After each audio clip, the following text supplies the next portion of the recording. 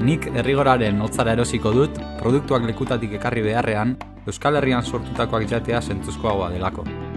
Diruaren 25%, Nafarroako zona nova askofona izendatuko euskalgintzari laguntzeko erabiliko delako. Nafar Erriberako kalitatezko jakiak lortzeko bide polita dalako. Auzolanean egindako proiektu bat dalako. Bideo bat grabatuta, mezu bidez, emailez, morse kodean edo ahoz-aho. Baina azaldu zure ingurukoei zergatik eskuratuko duzu Nafar Erriberako produktuekin osatutako hotzara. Egin dezagun putz denok batera!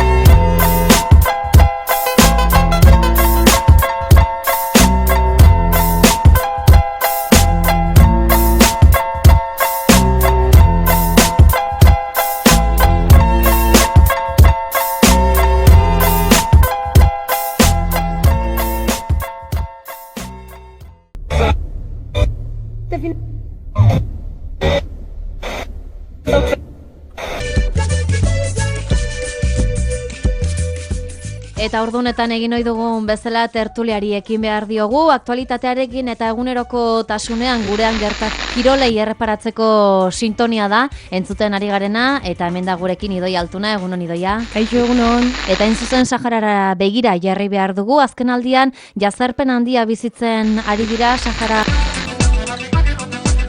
Kale Gorrian saioan jarraitzen dugu eta autismoari erreparatu behar diegu gaur, errealitate ezezaguna askorentzat akaso.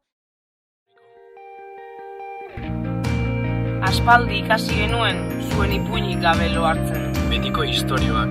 Gure istorioak. Zuen ahotan.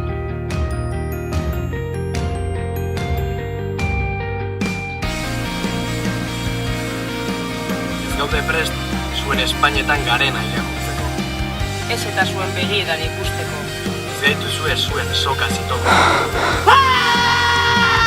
Orain amarrazten ari gara, etorkizunean kokatzen gaitu zuen bitarteak. Kompromisoak eta irudimenak erama maikaitu gaurko protagonista izatera. Gure bizitzen protagonista gara.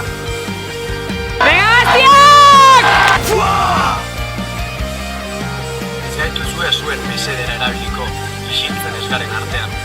Egunero baitaukagun zer sentitu. Zer pentsatu.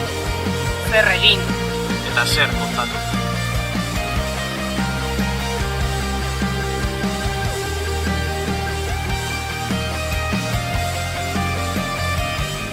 Marrazten ari garen oraina, guk geu kontatzen dugu.